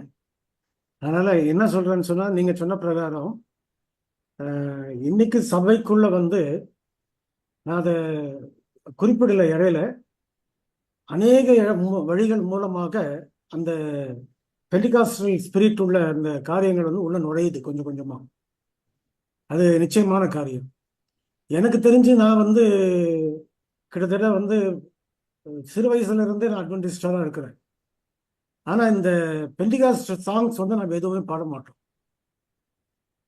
காரணம் என்னன்னு சொன்னால், ஒரு உண்மையை நம்ம தெரிந்து கொள்ளணும். மியூசிக்கை பற்றி அம்மையார் எழுதும்போது கிளர்ச்சி ஊட்டும் மியூசிக் வந்து நமக்கு வரக்கூடாதுன்றாங்க. கிளர்ச்சி ஊட்டும் மியூசிக் நம்ம யூஸ் பண்ணக்கூடாது. அடுத்தது இன்னொன்று என்னன்னு சொன்னாக்க, நான் ஒரு உண்மையை சொல்கிறேன் உங்களுக்கு. இந்த பெர்க்மன்ஸ்ன்னு சொல்லிட்டு அவர் தான் என்ன செய்தாருனாக்கா இடையில வந்து கொஞ்சம் பாட்டுகளை வந்து அறிமுகப்படுத்தினார். இந்த பெர்க்மன்ஸ் பாட்டுகளை அறிமுகப்படுத்தும் போது அவர் என்ன செய்வார்னா, அந்த பாட்டுகளை எழுதுறதோட சரி, அதுக்கு மியூசிக் போடுறதுக்கு அவங்க கூட இருக்கிற சபையாருங்க மற்றவங்க எல்லாம் சேர்ந்து சினிமாவில் வந்து மியூசிக் வாசிக்கிறவங்க இலவசமா வந்து இவருக்கு வாசித்து கொடுத்தாங்க இங்கே. அப்படி வாசித்து கொடுக்கும்போது இந்த கேரிஸ்மெட்டிக் சாங் மாதிரியே நீங்க அந்த பாட்டு பாடினாக்க டான்ஸ் ஆடணும் குதிக்கணும்னு தான் தோணுமே தவிர ஒரு பக்தி விருத்தி ஏற்படாது. ஆக அப்படிப்பட்ட பாட்டுகள் எல்லாம் இப்ப பாட்டு புஸ்தகத்துக்குள்ளே வந்துருச்சு நமக்கு. ம். அது வந்து என்ன செய்யுதுனாக்க நமக்கு வந்து அநேகருக்கு அந்த ஸ்டைல்லே போறதுக்கு வசதியா இருக்குது. அடுத்தது என்ன செய்யறாங்கன்னா இந்த கை தட்டுறது பழக்கம் நமக்கு கிடையாது. அட்வென்ட் சபையில வந்து ஆரம்பித்த காலத்துல, அட்வென்ட் சபை ஆரம்பிச்ச காலத்துல இந்த பெண்டிகாஸ்டலுடைய கேரஸ்மெட்டிக் மூவ்மெண்ட்டுடைய பிரச்சனை ரொம்ப அதிகமா இருந்துச்சு. ஆனா அட்வென்ட் சபை அதாவது இதெல்லாம் தாண்டி தான் நம்ம இன்னைக்கு வந்திருக்கிறோம். இங்க திரும்பவும் அந்த பழைய பிரச்சனைக்கு நம்ம போகக்கூடாது. அதனால வந்து இந்த கையை தட்டுறதோ இல்லை வந்து அந்நிய பாஷை பேசுறன்றதோ இல்லை அலுவலையா சொல்லுங்கன்றதோ அது அந்த ஸ்டைலில் கொண்டு போய் விட்டுருது. கொஞ்சம் கொஞ்சமாக என்ன செய்வாங்கனாக்கா அப்புறம் அந்த சபைக்கு போனாலும் பரவாயில்ல அப்படின்னும் போது பாதி பேர் நீங்கள் இந்த சபையை விட்டு வெளியே போய் அங்கே போய் ஜாயின் பண்ணிக்குவோம். அதான் நடக்கும் பின்னால். அதனால நம்ம வந்து அந்த மாதிரி காரியங்களை வந்து ஆரம்பத்துலேருந்து அம்மையார் ரொம்ப தெளிவாக எழுதுறாங்க. இந்த ட்ரம்ஸ் யூஸ் பண்ணுறது, அடிக்கிறது, அது எல்லாமே வந்து தடை செய்யப்படணும், நிறுத்தப்படணும் அப்படின்றாங்க. நாம் என்ன செய்யறோம்னாக்க சபைகளில் வந்து அந்த கிளர்ச்சி ஊட்டக்கூடிய வாத்திய கருவிகளை பயன்படுத்தணும். அது வந்து எப்பவுமே சபைக்கு நல்லது இல்லை. சரி, நன்றி தம்பி, அருமையாக ஒரு விளக்கத்தை கொடுத்தீங்க, ரொம்ப நன்றி. அஹ், அஹ், அன்புராஜியா வந்திருக்கிறாங்க. அதற்கு பிறகு சுரேஷ் பீட்டர், அதோட முடிச்சுக்குவோம் ஏன்னா நேரம் ஆயிருச்சுது. அன்புராஜ் ஐயா உங்களுடைய கருத்தை பகிர்ந்து கொள்ளுங்க. அதுக்கு அடுத்தது சுரேஷ் பீட்டர். சோத்துருங்க, கேக்குதுங்களா? கேக்குது ஐயா, கேக்குது ஐயா. அதாவதுங்க, பாடத்துல ஆசிரியர் வந்து ஒற்றுமை குறித்து பவுல் வந்து ஒற்றுமை குறித்து வலியுறுத்துகிறார். ஆனா என்னுடைய கருத்து என்னன்னா, பிரிவினைக்கான காரணங்கள் என்னங்கிறது தான் என்னுடைய கேள்விங்க. ஒற்றுமை குறித்து பவுல் சொல்றாருங்க, ஆனா அதுல வந்து பிரிவினையா இருக்குது, என்ன காரணம்? கொஞ்சம் விவரமா சொல்லுங்கவேன். அஹ், அஹ், பாடம் எடுக்கும்போது அவங்க அதை பற்றி சொன்னாங்க. சரி, நேரம் இருந்துச்சுன்னா உங்களுடைய கேள்விக்கு பதில் கொடுக்கப்படும். சரிங்களா ஐயா? சுரேஷ் பீட்டர், நீங்க உங்க கருத்தை சொல்லுங்க. ஐயா சொன்னாங்க ரொம்ப அற்புதமா. இன்னைக்கு இந்த ஒரு கடைசியாக தான் நான் இன்ஃபார்ம் பண்ணேன், அவங்க வந்து ஒத்துக்கிட்டு வந்துட்டாங்க அப்படின்னு சொல்லிட்டு. இன்னைக்கு ஆன பாடம் வந்து ரொம்ப அருமையா இருந்தது. ரொம்ப தென்னும் தெளிவா எடுத்து சொன்னாங்க. ரொம்ப நன்றி போதகருக்கு. மறுபடியுமே கடைசியில ஒரு வார்த்தை சொன்னாங்க, இந்த மாதிரி நம்ம வந்து மற்றவங்கள பார்த்து அந்த பாணியிலேயே நம்ம போயிடக்கூடாது. நம்மளுக்குன்னு அந்த ஒரு டிக்னிட்டி இருக்குது, அந்த கோட்பாடுகள் இருக்கு. அந்த கோட்பாடுகளை தான், அந்த வரைபடத்துக்குள்ள தான் நம்ம போனோம். அப்பதான் வந்து பரலோக ராஜ்யத்தில் நம்ம போய் பங்கு பெற முடியும். நம்ம வந்து இவங்க இப்படி பண்றாங்க, அவங்க இப்படி பண்றாங்க, அப்படியெல்லாம் போயிட்டோம்னா நம்மளுடைய மனசு வந்து அலைப்பாய்ஞ்சு எங்க போறோன்னே தெரியாது, எங்க போய் விழுந்துருவோம் கீழே அப்படின்றது சொல்றது வந்து ரொம்ப அருமையா சொன்னாங்க. இன்றைய காலகட்டத்தில் நம்ம சபைகள் இப்படிதான் ஒரு சில தவறுகள் அப்பப்போ நடக்குது. அதுக்கு என்ன காரணம்னா, நான் மற்ற சபையில போய் என்னுடைய சத்தியத்தை நான் சொல்றேன் அப்படின்ற மாதிரி போய் அங்க சத்தியத்தோட சேர்ந்து அங்கேயே ஐக்கியமாயிடுறாங்க. அது வந்து அந்த என்ன சொல்றாங்க, அந்த ஒரு சாக் பீஸ், கருப்பு சாக் பீஸ் கையில தொட்டா அந்த கருப்பெல்லாம் ஒட்டிக்கும் கையில அப்படின்ற மாதிரி அங்க போய் சத்தியத்தை சொல்றாங்க. அங்க இருக்கிற இது வந்து ஒட்டின்னு வந்து நம்ம சபையில விட்டுறாங்க. இப்படிதான் நடக்குது. ரொம்ப தெளிவா சொன்னாங்க. நன்றி அக்கா, ரொம்ப நன்றி. தேங்க்யூ. நன்றி சுரேஷ், அருமையான கருத்து. இன்னும் 2 பேர் கரங்களை தூக்கி இருக்கிறீங்க. ஃப்ளாரன்ஸ் வந்திருக்கிறா. ஃப்ளாரன்ஸுக்கு நேரத்தை கொடுத்துட்டு அப்புறம் பல்மேர மாட்ட வருகிறேன். அதோட நம்ம கருத்தை முடிச்சுப்போம். Thank you for this opportunity. Praise God. இது நல்ல அழகா அருமையா சொன்னாங்க. இப்ப எனக்கு ஒரு கேள்வி, அன்னராஜா அவங்களோட சேர்ந்துதான். தாவி இவங்க சொன்னது ரொம்ப உண்மையான கருத்து. நம்ம அப்படியே பிறந்து வளர்ந்து அப்படியே சபையில போய் கற்றுக்கிட்டு வருகிறோம். ஆனா இப்ப காலத்துல பார்த்தா எந்த கோயிலுக்கு போனாலும் கை தட்டி அப்படிதான் பாடணும் அப்படின்றாங்க. ஆனா அதுக்கு அந்த ட்ரம் தட்டி மியூசிக் எல்லாம் போட்டு பயங்கரமா சத்தமா பாடி ரொம்ப ஆக்ஷன் போட்டு அப்படி ரொம்ப பவர்ஃபுல்லா செய்யறாங்களாம். ஸோ தட் இன்ஸ்பயர்ஸ் பீப்புள் அப்படின்ற மாதிரி சொல்றாங்க. ரைட். நம்ம சபைகளை பெரிய ட்ரம் எல்லாம் அடிச்சு அப்படின்னும் போது அஹ், என்ன எக்ஸ்பிளனேஷன் கொடுக்குறாங்கன்னா, தாவீது வந்து ஓசையோடும் கைத்தாளங்களோடும் பாடி தேவனை மகிமைப்படுத்த சொல்லியிருக்கிறார். அவர் அப்படிதான் செஞ்சிருக்கிறாரு. தம்பூரோடும் வீணையோடும் சுரமண்டலத்தோடும் யாழோடும் தீங்குழலோடும் அப்படின்னு சொல்லிதான் நடனமாடி ஆர்ப்பரித்தார். அதனால நம்ம வந்து along with him we have to praise God in such a way to make God to please God அப்படின்ற மாதிரி சொல்றாங்க.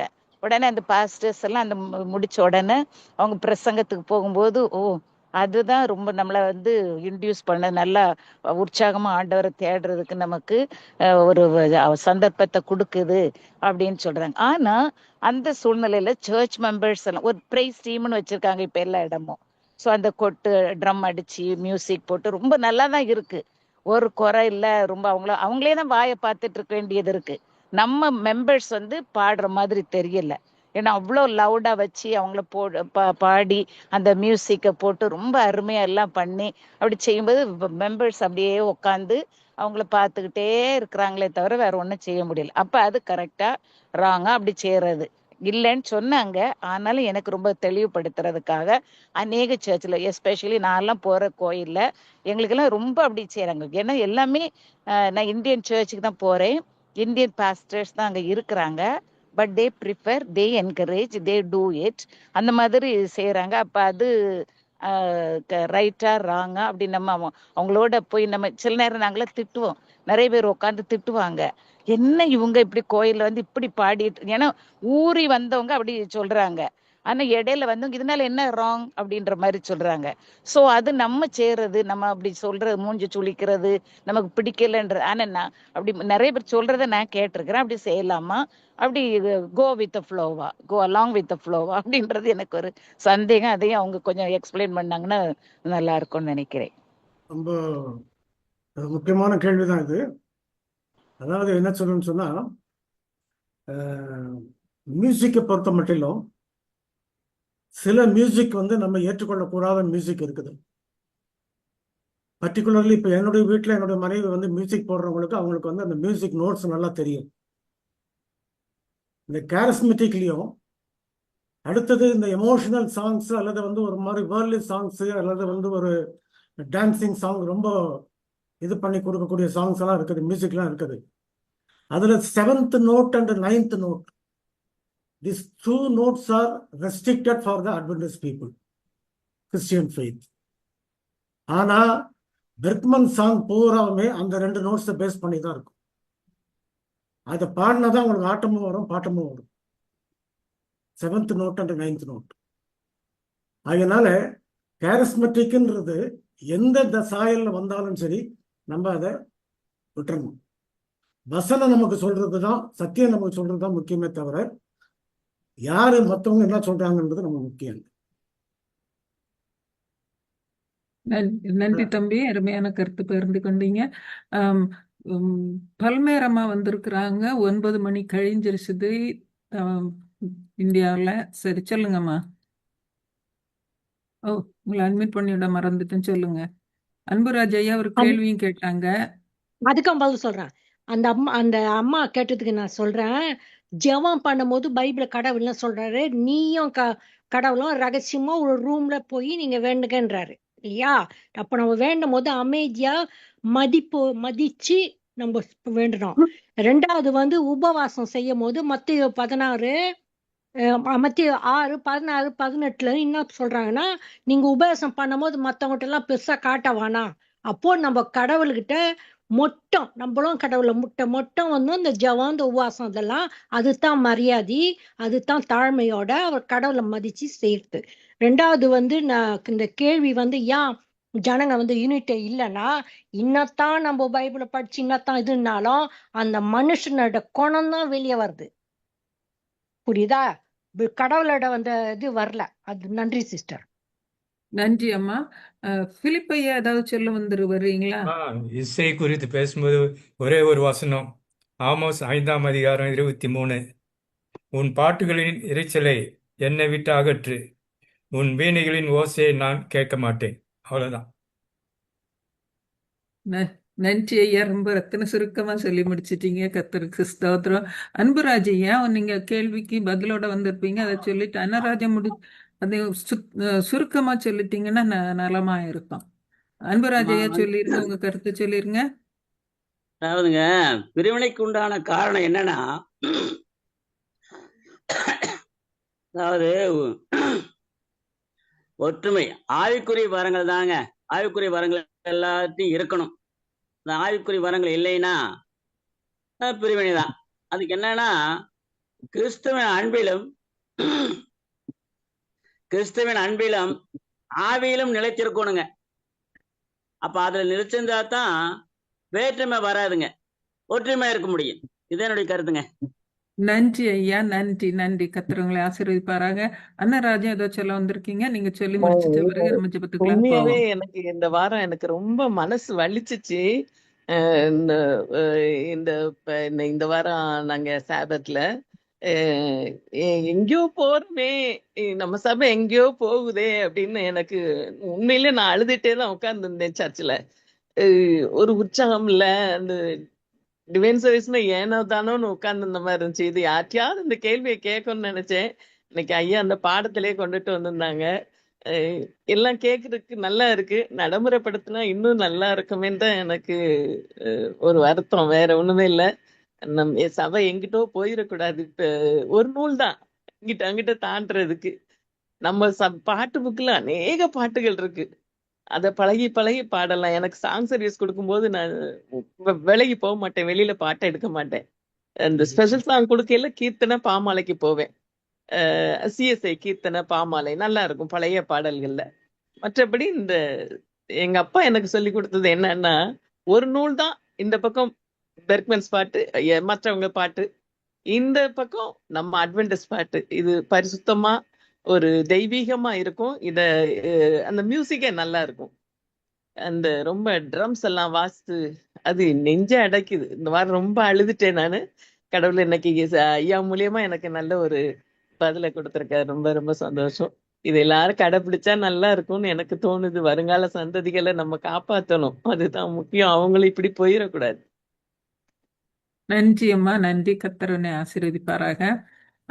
எங்க சபையில நான் இதுக்கு தான் போராடிட்டே இருக்கிறேன். பிரைஸ் டீம் வந்து பாடினாங்கன்னா அவங்க எழுதின பாட்டுகளை பாடிடுவாங்க. நான் சொல்லிட்டு இருக்கிறேன், நம்முடைய ஹிம்னல்ல இருக்கிற அருமையான பாடல்களை கர்த்தர் கொடுத்துருக்கிறார்.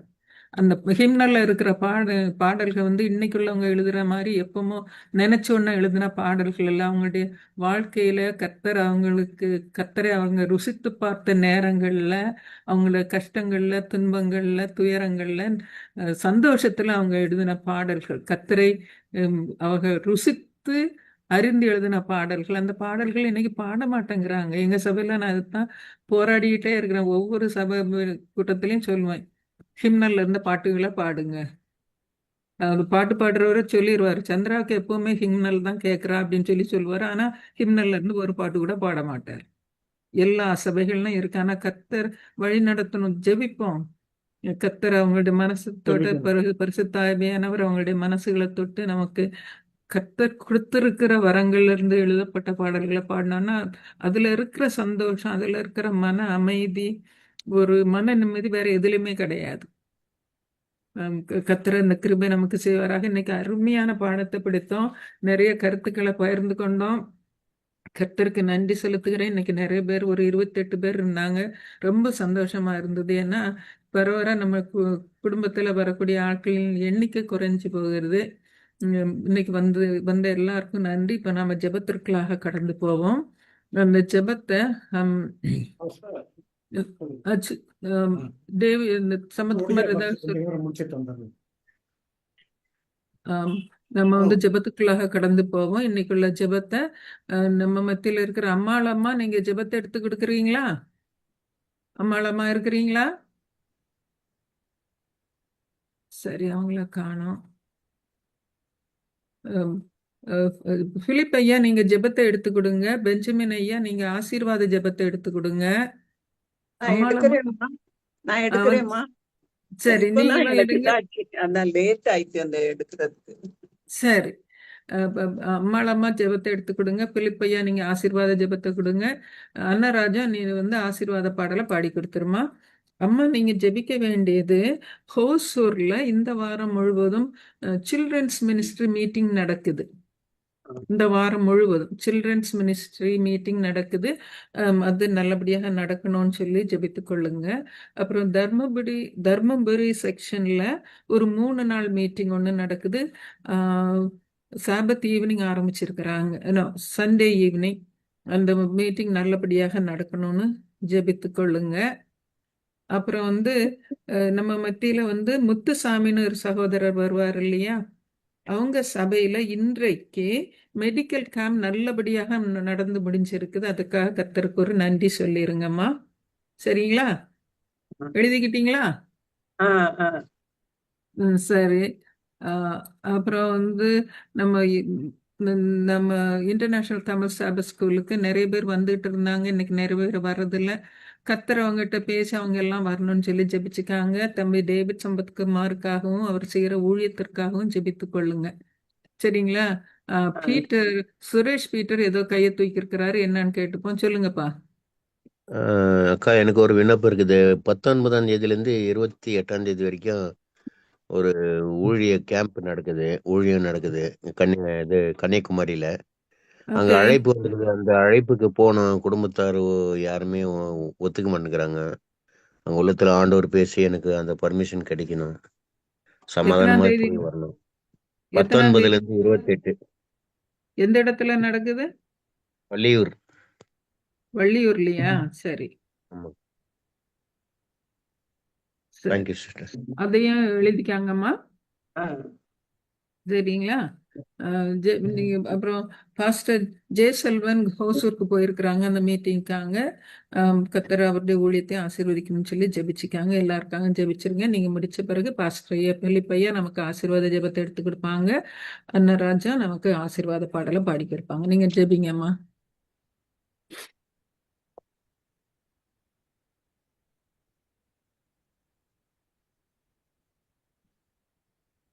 ஜெபிப்போம். எங்களை நேசிக்கிற அன்புறம் தகப்பனே, இந்த நல்ல வேலைக்காக நன்றி ஸ்தோத்திரிக்கிறோம். ஸ்தோத்திர ஐயா, அருமையான பாடத்தை நாங்கள் இன்னைக்கு கற்றோம் ஆண்டவரே.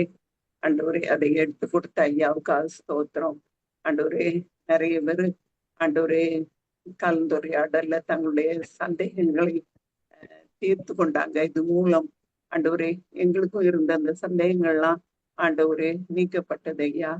ஆமா ஆண்டவரே, சபையில எப்படியோ போய்கொண்டிருக்கிறது.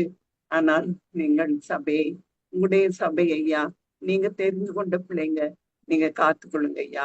உங்களுக்கு பிரியமாக ஆண்டவரே எல்லா காரியத்திலையும் பாடல் கூட்டம் மிகவும் முக்கியம் என்று நாங்கள் பார்க்கிறோம். ஆராதனையில பிரசங்கத்தை விட பாடல் கூட்டம் மிகவும் முக்கியம் என்று நாங்கள் அறிகிறோம் ஆண்டவரே. ஆகினால் அதிலே நாங்கள் கவனமாக இருக்கவும், எங்க வாலிய பிள்ளைகளை நாங்கள் நல்ல விதமாக நடத்தவும், அவர்கள் சொல் கேட்டு நடக்கவும் கிருபை செய்யுங்க.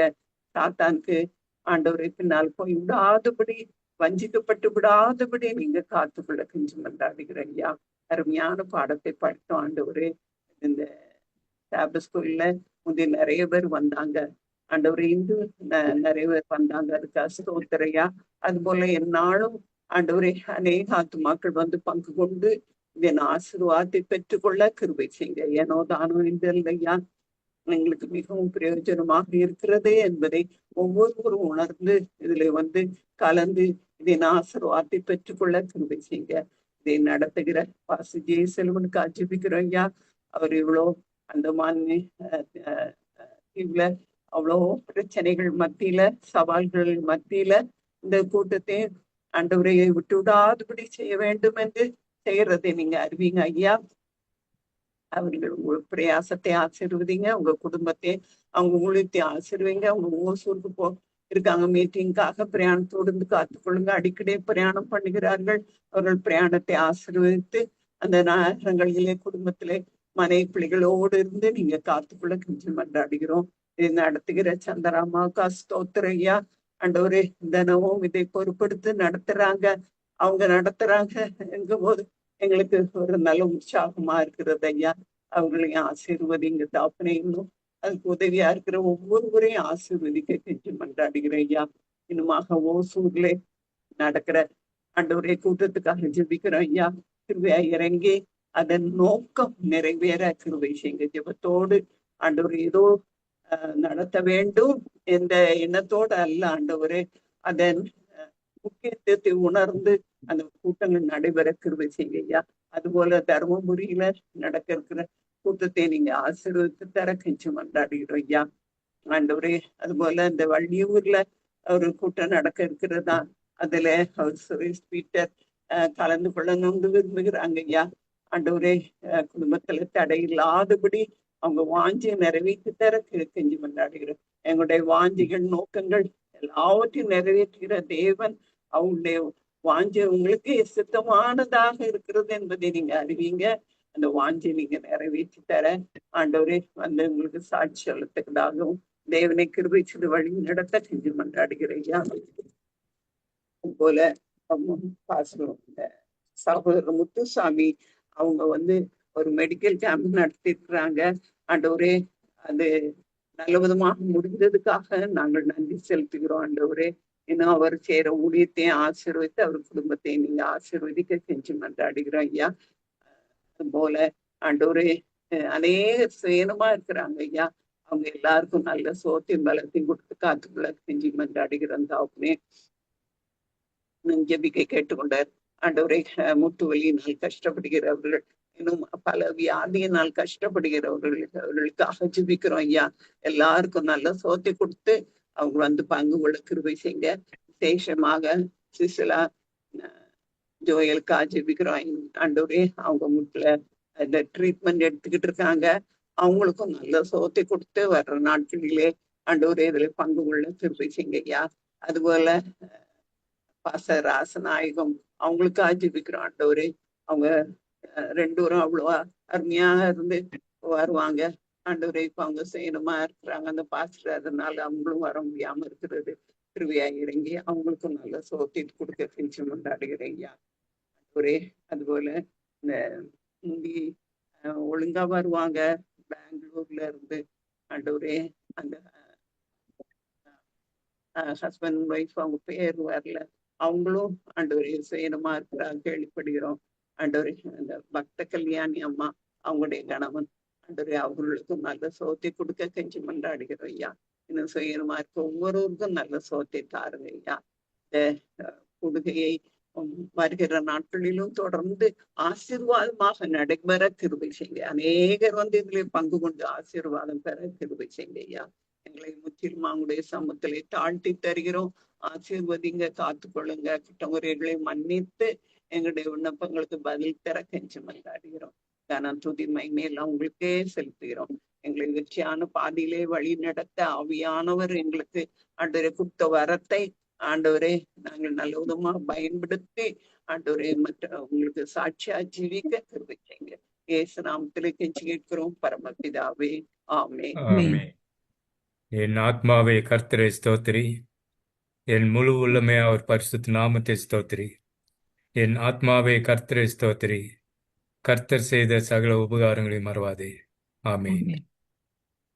நமது கர்த்தராகிய இயேசு கிறிஸ்துடைய கிருபையும் பிதாவாகிய தேவனுடைய அன்பும் பரிசுத்த ஆவியானவருடைய அந்யோன்ய ஐக்கியமும் சிநேகமும் சகவாசமும் வழிநடத்துதலும் பாதுகாப்பும் சமாதானமும் இன்றும் என்றும் சதா காலங்களிலும் இன்றைக்கு பாடம் எடுத்த நம்முடைய அன்பான மகன் சகோதரர் டேவிட் சம்பத்குமார் குடும்பத்தோடும் மற்ற வந்திருக்கிற எல்லா குடும்பங்களோடும் சதா காலமும் இருப்பதாக.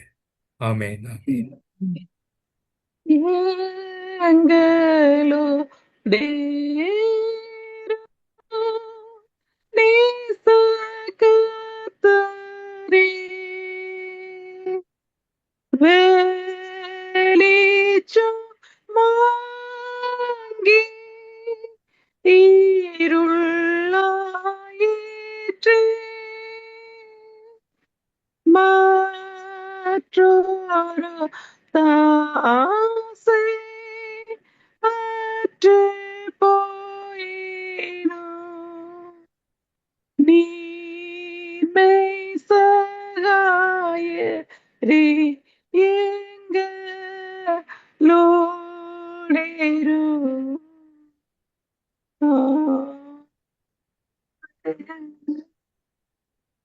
ஆமேன், ஆமேன். ரொம்ப நன்றி அம்மா.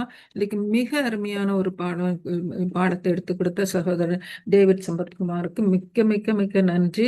ரஜினி ரொம்ப அருமையான பாடல்களை நம்முடைய பாடல் புத்தகத்திலிருந்து பாடினாங்க. அதற்கு நன்றி. நல்ல கலந்துரையாடல் இருந்தது. கர்த்தருக்கு நன்றி சொல்லுவோம். இந்த நேரத்தை கர்த்தர் கொடுத்ததற்காக. நம்முடைய பாடம் ஒவ்வொரு நாளும் இந்திய நேரப்படி இரவு 8 மணிக்கு நடைபெறுகிறது. 7:45 மணிக்கு பாடல் ஆராதனை நடைபெறுகிறது. அதுலேயும் வந்து கலந்து களமாடி கேட்டுக்கொள்கிறேன். கொடுக்கப்பட்ட ஜெப விண்ணப்பங்களுக்காக உங்க தனி ஜெபத்துல ஜெபித்துக் கொள்ளுங்க. கர்த்தர் அதை ஆசீர்வதித்து தர வேணும்னு ஜெபித்து